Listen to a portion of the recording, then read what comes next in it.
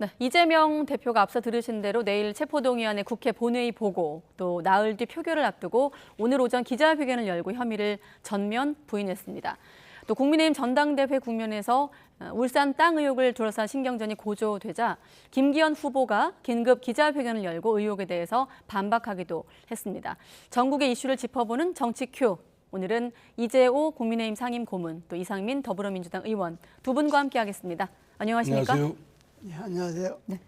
본격적으로 얘기하기 전에 사실 지난주에 이재명 대표와 약속까지 저희가 소개를 했었는데 혹시 만나셨습니까? 예, 일정이 서로 안 맞아서 아직 못 만나고 있습니다. 누구의 일정이 안 맞았던 건가요?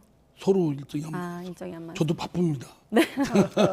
만나시면 어떤 얘기 나누셨는지 한번 네. 여쭤보려고 했는데, 자, 그러면 바로 이재명 대표의 발언부터 듣고 두 분의 의견을 듣겠습니다. 메시지가 점차 강해지고 있는데, 자, 이재명 대표 기자간담회 발언 내용 먼저 듣겠습니다. 법치에 탈을 쓴 사법 사냥이 일상이 돼가고 있는 폭력의 시대입니다. 정치는 사라지고 지배만 난무하는 그런 야만의 시대가 다시 도래하고 말았습니다. 누가 그렇게 얘기하더군요. 이재명이 없는 이재명 구속영장이다. 주어에 이재명이 거의 없습니다. 누가 뭐라고 하는 말을 들었다. 이재명이 뭐라고 하는 말을 했다고 하는 말을 들었다. 이제 앞으로 우리 윤석열 정권이 하고 싶은 일은 아마도 이런 걸 겁니다. 영장 심사가 끝난 후에 구치소에 갇혀서 대기하고 있는 모습 또는 수갑을 찬 이재명의 모습을 보여주고 싶겠지요. 영원할 것 같지만 정권, 권력 길지 않습니다. 네, 일정상으로는 내일 본회의 보고 앞두고 있고 나흘 뒤엔 표결을 앞두고 있는 상황에서 자, 법치에 따른 탈을 쓴 사법 사냥이란 말로 시작하는 기자회견이었는데 어떻게 들으셨습니까? 네. 저는 이 대표 기자회견 하는 걸 들으면서 네. 참 답답한 양반이다. 참 답답한 사람이다. 자기 말대로 저렇게 당당하고 자기는 죄도 없는데 윤석열 정부가 그냥 억지로 영장 청구했던 거 아닙니까? 네. 그러면 법원 영장 심사 받으면 되죠. 영장 심사 받으면 그 영장 담당 판사 앞에서 저런 이야기를 하고 주어가 없다는 이야기도 하고 다 하면 판사가 그걸 그대로 받아들이면 영장 기각할 것 아닙니까? 그런데 저것 공연히 저런 이야기는 쓸데없는 이야기를 지금 하고 있는 거죠. 왜냐하면 이재명 대표가 수갑을 찼든 안 찼든 이재명 대표를 반대하는 사람들은 이미 이재명 대표는 수갑을 찬 사람과 같이 생각하는 겁니다. 그리고 이재명 대표를 지지하는 사람은 저런 이야기 안 해도 무조건 이재명 후보 지지하고 있거든요. 네. 그러니까 저런 걸 갖고 우리말에 헛힘 쓴다는 말이 있어요. 헛힘 쓴다. 쓸데없는 힘 쓴다. 헛힘 쓴다. 예, 헛힘 쓴다. 네, 이런 말이 헛힘 있는데 쓴다. 이재명 대표야말로 지금 헛힘 쓰고 있는 거예요. 네, 이재호 고문님 말씀과 한동훈 장관의 좀 발언도 겹치거든요. 그 얘기를 판사 앞에 가서 하면 된다고 한동훈 장관도 얘기를 하긴 했습니다만 의원님은요? 오늘 윤석열 대통령의 이재명 대표에 대한 체포 동의 요구서가 네. 제출을 국회에 하는 날이니까 정치적으로는 그냥 이재명 대표로서는 그냥 뭐 남의 일 왔듯이 바라볼 수는 없다고 생각되고요. 네. 대통령의 체포 동의 요구서가 제출된 날 맞대응을 하는 의미에서 이 사건의 의미와 또 그에 대하는 이재명 대표의 마음 자세 이런 것들을 국민들께 말씀드릴 수 있는 시간이었다고 생각됩니다. 네. 이재명 대표를 로서는 만약에 진짜 이게 무고한 일이었다고 한다면 억울한 일이고요. 또 검찰의 그동안의 수사의 행태를 보면 매우 지나치고 무리하고 과대하고 또 별건 수사를 너무나 남발하고 있고 네. 수사 과정 중에도 소위 헌법 정신인 적정 절차는 무시되고 수사 정보가 이렇게 언론에 흘려지는 비열한 행태까지도 발생하는 것을 보면 네.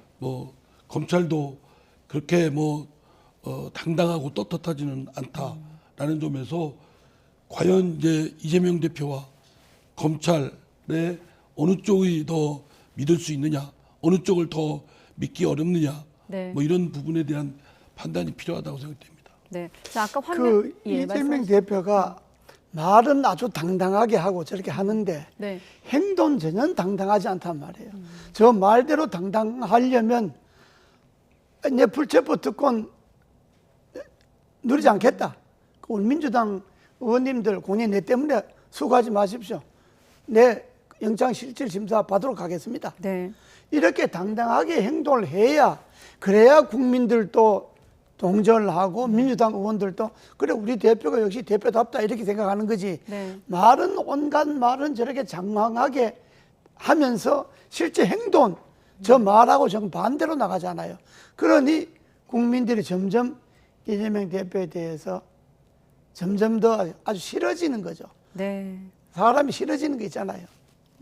좀 전에 화면에서 어제 발언이 나가기도 했거든요. 이재명 대표가 어제는 깡패라는 발언을 하면서 이제 논란이 되기도 했는데 사실 이 이재명 대표가 말한 깡패 발언은 윤 대통령이 2016년 국정농단 당시 했던 발언을 이제 발언을 받아친 성격이 있고 또 박지원 전 원장 같은 경우는 최근 대통령이 건폭 수사단 이렇게 말을 하니까 또 그런 말에 대한 해석이다 돌려준 것이다 이렇게 해석하기도 했는데요. 네. 그러니까 너무 양측이 윤석열 대통령도 깡패, 소위 조폭 뭐 이를 남발하고 있고 뭐 이재명 대표로서는 이제 그를 패러디해서 맞받아친 거라고 생각됩니다. 네.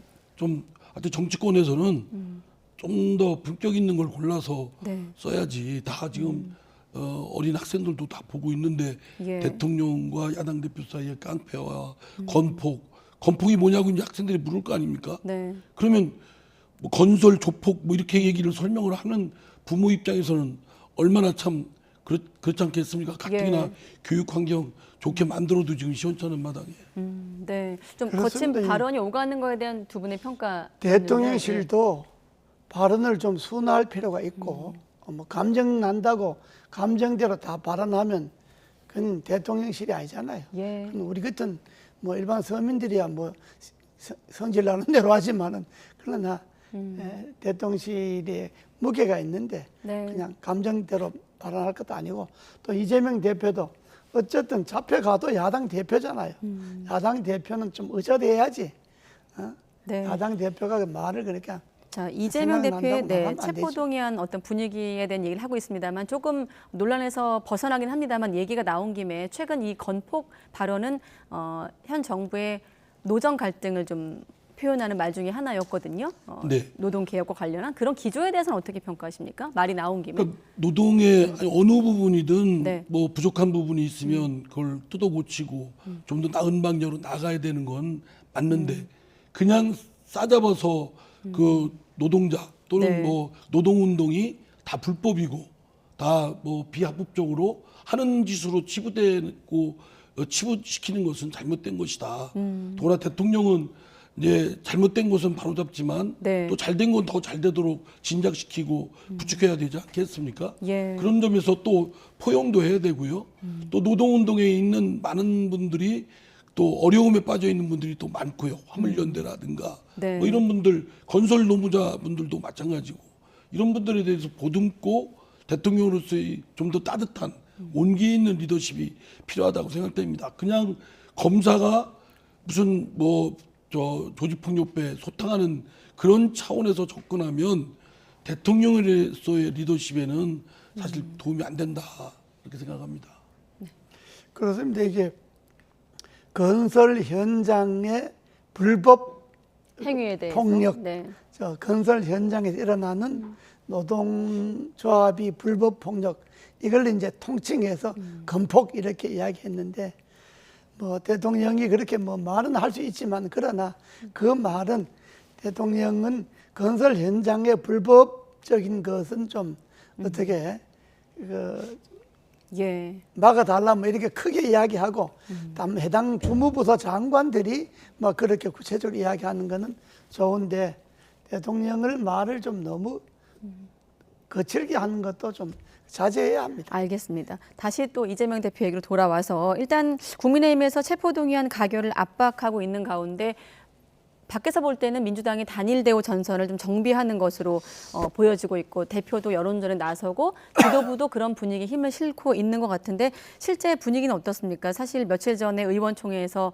자율투표하기로 결정이 됐고 지난주에 이상민 의원께서 또 마침 이탈표 28명은 좀 과장된 것이다 이렇게 말씀하고 가셨는데 지금 분위기 어떻습니까? 제가 아는 법위 내에서는 네.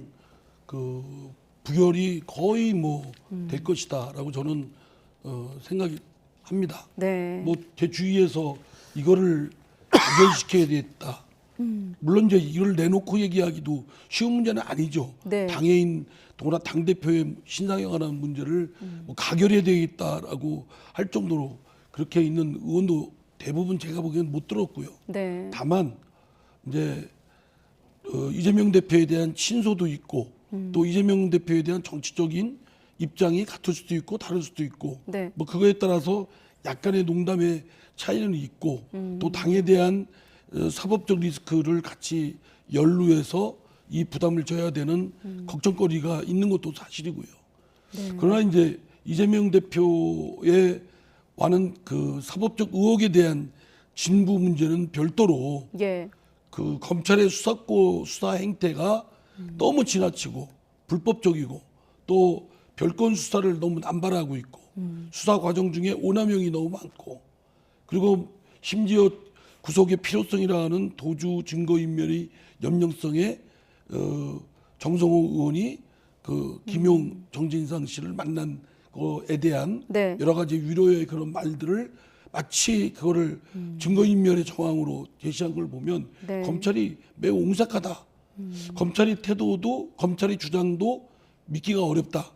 이런 것이 굉장히 짙게 깔려 있습니다. 네. 그래서 검찰에 대한 불신 또는 뭐 못 믿업지 않음, 그 뭐 이런 것들 반감 이런 것들이 작용해서 전 그것이 더 오히려 크게 작용하고 있다. 네, 이 의원님께서 방금 말씀하신 대목, 그러니까 검찰에 대한 어떤 반감 때문에 이를테면 비명계 의원들 다수가 반대표 행사할 것이다라는 입장과 함께 오히려 부결 이후 이런 입장을 내는 건 부결 이후를 생각하는 결정이다. 그러니까 이 대표가 자진 사퇴를 포함해서 향후 거취를 좀 포함해서 그런 부분까지 고려한 움직임이다라는 해석은 어떻게 보십니까? 뭐 의원들 중에는 뭐 네. 이런저런 생각이 있겠죠. 이재명 대표에 대해서 네. 계속 이제 검찰에서는 건건이 이제 구속영장 청구를 하게 될 것이고 네. 그때마다 체포 동의 요구안에 대한 그 가부 표결을 할 것이고 네. 그리고 이제 또 재판을 받게 되는 경우도 있지 않겠습니까? 이런 것들이 당에도 이제 상당한 부담으로 작용을 해서 네. 결국 내년 총선 및 그 이후에 어두운 그림자를 끼치지 않느냐라는 네. 걱정을 하고 있는 건 사실이고요. 그와 관련해서 뭐 이런저런 각각의 그런 얘기들을 하는 거지만 예. 아직 뭐 그런 것들이 뭐 본격적으로 공식적으로 논의되거나 이런 건 못 봤습니다. 네, 그런 흐름 속에서 권노갑 상임 고문도 선당후사 정신을 발휘해줬으면 좋겠다. 이번에 우리가 뭉쳐서 체포동의안을 부결하겠지만 말씀하신 아까 조홍천 의원도 그렇고 쪼개기 영장 청구에 대한 어떤 대비도 포함해서 발언이 나온 것 같거든요. 그렇습니다. 제가 보기에도 뭐 남미당 사정이냐 제가 자세히 모르지만은 네. 예. 그러나 겉으로 보기에도 이재명 대표가 받고 있는 혐의의 유무와 관계없이 네. 그러나 야당 대표의 구속영장이 왔는데 야당 의원들이 거기에 동의하기는 어려울 거예요. 그러니까 거의 뭐 절대 다수로 부결된다고 저는 봅니다. 네. 문제는 그 이후에 또 영장 청구가 또 올 가능성도 있지 않습니까? 네. 뭐 대북 송금이라든지 또 몇 가지 혐의가 아직 남아 있으니까. 예.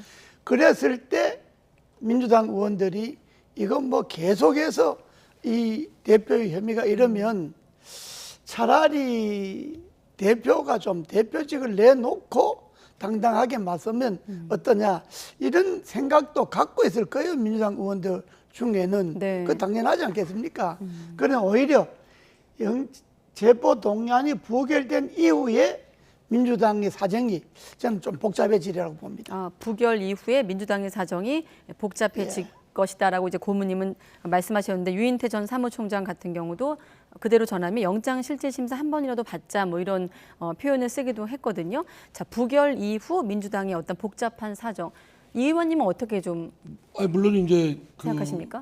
그 불체포 특권의 그런 것을 누리지 않고 네. 회기 아닌 때에 이재명 대표가 스스로 영장 심사를 받고 뭐 기각까지 받으면 깔끔한 거죠. 뭐 사실은 뭐 본인이 대선 중에 공약한 것도 그대로 지켜나갈 일관되게 지켜나갈 수가 있고 네. 뭐 이런 것들이 있겠습니다만 또 당 대표 의 신문을 지금 가지고 있는 때에 이재명 대표가 혼자만의 생각으로 또 결행할 수만은 없다고 봅니다. 또 이에 대해서는 또 반대하는 의원들도 당내에 꽤 되거든요. 예. 이재명 대표가 당 대표고 이런 또 검찰이 무자비하게 막 바구제비로 들어오는 이때에 당 대표 당신 혼자 그냥 영장 심사 받아라. 네. 이렇게 그냥 뭐 들판에 내놓듯이 하는 것이 과연 맞느냐라는 그건 무책임하다. 남의 일 하듯이 하는 거다라는 그런 반론도 뭐 매우 강하게 있습니다. 그렇기 네. 때문에 이재명 대표가 혼자 판단할 사항은 아니고요. 뭐 지금까지도 그랬지만 앞으로의 진행 사항에 대해서도 예. 이재명 대표가 당내 여러 시각 또 입장 이런 것들을 좀 들어보면서 당을 이런 것이 리스크가 더 확산되지 않도록 하는데 이재명 대표도 그 진심을 갖고 있을 거라고 생각합니다. 일단 최근에 영장 청구는 성남 FC 사건 그리고 대장동 위례 신도시 의혹인데 어떻습니까? 이를테면 사법 리스크 초기와 지금의 검찰 수사를 평가하는 목소리는 당내에서 좀 기류가 바뀌었나요? 아니면 어떻습니까? 그러니까 검찰이 하는 수사 행태와 네. 이번에 영장 청구에서 내놓은 밥상을 딱 보니까 너무 소문난잔치에 뭐 먹을 거 없다. 네. 말하자면 그 범죄 혐의 그 업무상 배임죄하고 네. 제3자 수뢰죄는 그 자체만으로 법률적 쟁점이 많습니다. 또 그 유죄가 되기 위해는 여러의 터널을 거쳐야 되는데 네. 구속영장 청구서에 나온 정도 가지고서 범죄 사실이 피의 사실이 소명이 됐는가 충분치 않다고 저는 생각됩니다. 네. 또 수사 중에 구속을 시키려면 인신 구속 아닙니까? 신체의 자유를 심히 제한을 하는 거기 때문에 이 헌법상 기본권을 제한하려면 그에 합당한 공익상의 필요가 있어야 되고 그러려면 도주염려나 증거인멸이 상당히 있어야 되는데 도주염려는 뭐 검찰도 스스로 그렇게 뭐 주장을 안 했고요. 다음에 증거인멸 염려도 말씀드린 대로 정성호 의원의 그 김용 씨 등에 대한 접견 때 나눈 대화 가지고 증거인멸이 정황이 짙다라고 내놓은 걸 보면 매우 옹색하다. 그런 걸 보면 그래서 검찰의 구속영장 청구 지금까지 수사는 네. 매우 못 믿었다. 마구 찔러대는 그런 수사 행태에 비하면 뭐 겨우 이거냐. 그리고 뭐 50억 클럽 무죄 받았죠. 그다음에 조국 장관이나 윤미향 의원 건에서도 기소를 많이 했는데 무죄 받았지 않습니까? 네. 그다음에 김학의 전 차관도 무죄 받았고요. 이런 것들을 볼 때 검찰의 능력 또 그런 판단을 하게 된 그런 단초 중에 하나입니다.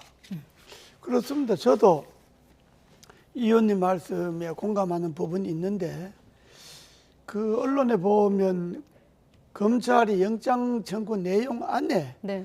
정성호 의원이 그 김용 씨하고 정진상 씨 접견은 면회 가서 그 한 말 위로한 말 그걸 검찰이 공소 내용의 증거인멸이 이런 걸로 봐서 증거인멸이 있다 이렇게 이야기하는 거는 그건 좀 전 사례에 맞지 않다고 본다. 왜냐하면 변호사가 면회 가서 접견하는데 뭐 무슨 이야기들 못 하겠어요. 그 안에 있는 사람 위로하기 위해서 힘내라, 뭐 정신 잃지 마라, 뭐 생각 똑바로 해라, 뭐 이런 이야기 위로 삼아 할 수 있는데 네.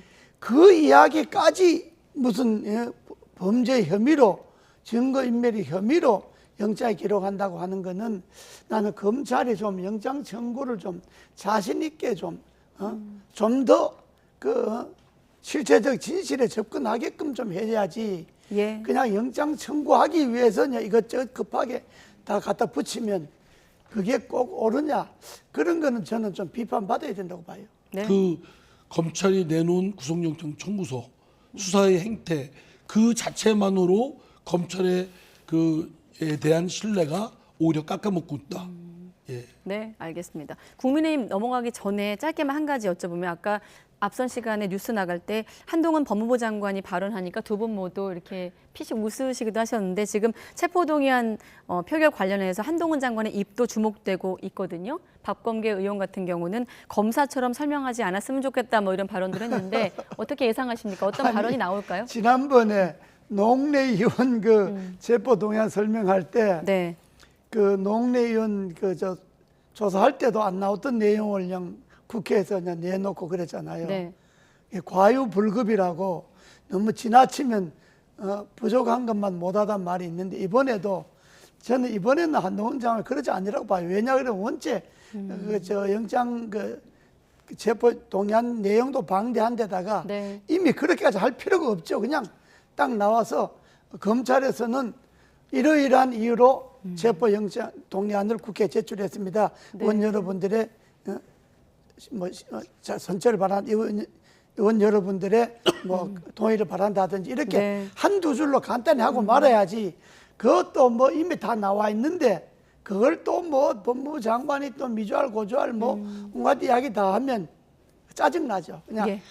그 한동훈 장관은 그 행정부의 소속 그 장관으로서 네. 국민이 대표기관인 국회에서 발언할 때는 정말 정중하고 국민을 직접 국민 앞에서 하는 그런 예의를 갖춰야 된다고 생각합니다. 네. 국회의원 개개인에 대해서 무슨 어떤 감정 이런 풀이해서는 결코 해서는 안 될 것이고요. 장관으로서 집행부 대통령을 대신해서 국민이 대표기관인 국회에 와서 정중하고 예의에 찬 그리고 품격 있는 말로써 해주길 바랍니다. 자꾸 네. 이렇게 감정 건드리듯이 약 올리듯이 어쩌면 듣기에 따라서는 상대가 굉장히 감정을 상하는 걸 오히려 촉발시키는 그런 거는 네. 오히려 오해를 살고 있고 자신의 품격을 깎아먹는 것이다 네. 생각합니다. 한마디만 하면 돼요. 예. 체포 동의안은 서면으로 대체하겠습니다. 이미 딱 국회에 나와 있거든요. 그 한마디면 끝나는 거예요. 네, 두 분의 말씀과 실제 또 한동훈 장관의 입을 한번 비교해 보기로 하고 아무튼 27일 표결 이후 다음 주에 두 분을 만날 예정이니까 표결 결과를 놓고 또 두 분과 얘기를 이어가도록 하겠습니다. 자, 국민의힘 전당대회는 이제 반환점을 돌고 2주도 채 남지 않았습니다. 4명의 당 대표 후보들 어젯밤에 이제 TV 토론회를 통해서 신경전을 주고받기도 했는데 눈길을 끌었던 장면 몇 가지를 모아봤습니다. 함께 보시죠. 당과 대통령과 그리고 나라를 위해서 사퇴하십시오. 의혹을 해결하려면 왜 도로의 노선이 바뀌었는지 그 과정을 해명하시기를 바랍니다. 만약에 우리 황교안 후보께서 말씀하신 거짓이면 정치적 책임을 지고 정기 은퇴하시겠습니까? 자, 그런 쓸데없는 소리 하지 마시고요. 그렇게 예. 자신 없으면 말씀하지 마세요. 지금 저 헌법 제7조를 보면 공무원의 정치 중립 의무가 있습니다. 만약에 대통령과 이런 공천에 대해서 의논한다. 그러면 그건 법적인 소지가 있습니다. 그런데 안철수 후보께서는 10년 동안 혼자서 다 독단적으로 공천하셨잖아요. 측근 밀실 공천하셨잖아요. 저는 말은 그래서 그러시지만 시스템 행동은 10년 공천을 동안 그렇게 안 하자고 하는 하셨는데. 겁니다. 여당 대표 되셨다는 분이 야당보다 여당 비판에 더 많은 시간을 보내고 내부 총질하는 거 옳지 않은 거 아닌가요? 윤핵관이 국민의힘입니까? 윤핵관이 국민의힘의 핵심이라고 생각하십니까? 너무 윤핵관 손아귀에 있으셔가지고 그래서 윤핵관이 마치 국민의힘 전부인 양 생각하시는 것 같은데 이분들의 권력 줄세우기 행태는 지금 당을 망치고 있는 겁니다. 여기에 대해서 아무 말도 못하는 것이 비겁한 것이고 간신배인 것이지. 네, 여기서도 느껴지지만 남은 시간 치열한 혈투가 예고된 상황에서 셈법도 좀 복잡해 보입니다. 아무튼 토론회 끝나고 언론 제목에서 1대3 뭐 이렇게도 많이 뽑았던데 토론회 어떻게 보셨습니까? 네 분이 다 당원들이 기대에 못 미치죠.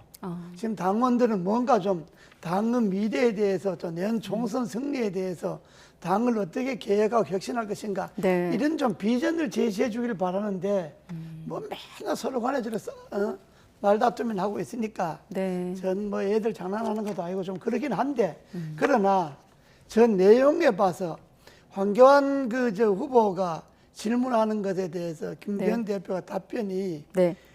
그 황교안 후보 질문을 사실대로 내용을 설명하면 되는 거지. 네. 거기 무슨 뭐 그런 뭐 사실 아니면 당시 정기 은퇴하겠냐 이렇게 대답한다든지. 네. 또 안철수 그 대표가 공무원의 정치 중립 때문에 대통령이 공천에 개입하면 위험한 건데 어떻게 하겠냐 이런 말에 그렇게 안 하겠다든지 해야지. 그걸 네. 그건 당신은 10년 동안 공천 다 했잖아. 그때는 안철수 대표는 공무원이 아닌데.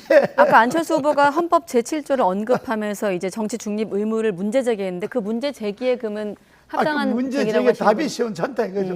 문제 제기하는 안철수 후보는 공무원을 안 했잖아요, 한 번도. 네. 그러니까 뭐 당 공천을 공무원이 개입하는 것에 대해서 대통령이 당 공천에 개입한다면 이거는 헌법 7조에 위배될 소지가 있다 하는 것을 묻는 건데 그걸 그렇게 안 하겠다든지 뭐 이렇게 이야기를 해야지.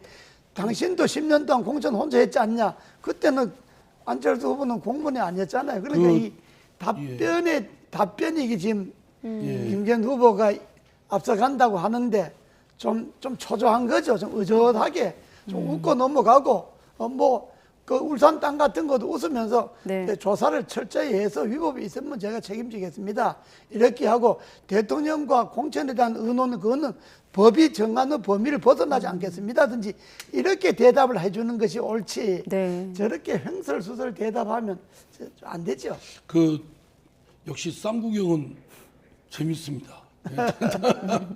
어쨌든 저도 이제 어제 방송을 좀 끝까지 다 봤거든요. 네. 분명히 김기현 대표가 공천에 대해서 그 대통령실 또 대통령과 협의를 하겠다는 그거는 그 헌법 위반의 소지가 아니라 헌법 위반입니다. 대통령이 당무에 지금 개입한 것 자체가 지금 불법의 여지가 있을 뿐만 아니라 네. 공천의 과정에 그 대통령의 의사가 반영된다든가 물론 정치적으로는 뒤에 여러 가지 얘기가 있을 수는 있겠죠. 네. 그러나 저렇게 내놓고 얘기는 못하는 겁니다. 그리고 이제 그 황교안 후보나 안철수 후보가 김기현 후보의 부동산 그 의혹 문제에 대해서 네. 문제 제기를 하는 거는 이재호 고문 말씀하신 대로 소상하게 조목조목 차분하게 대응하면 될 일입니다. 네.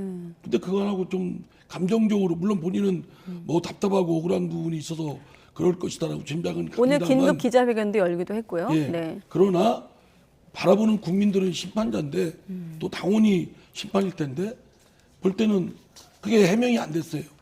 그냥 감정적으로만 싸움만 있었고 네. 그런 점에서 역시 윤심 논란으로 시작한 그 국민의힘 전당대회가 네. 막판에는 아주 그 진흙탕 싸움으로 빠져들고 있다. 예.